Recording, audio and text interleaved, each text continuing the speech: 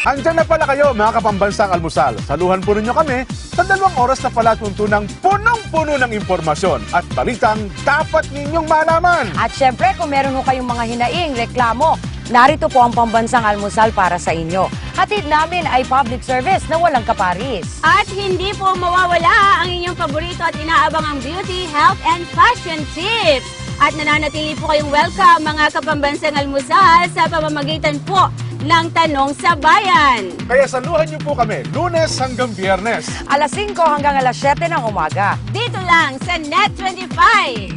Dito na ako! Sa inyong pinaka-paboritong morning show! Pambansang almusal! Kapihan! Kwentuhan! At balitaan!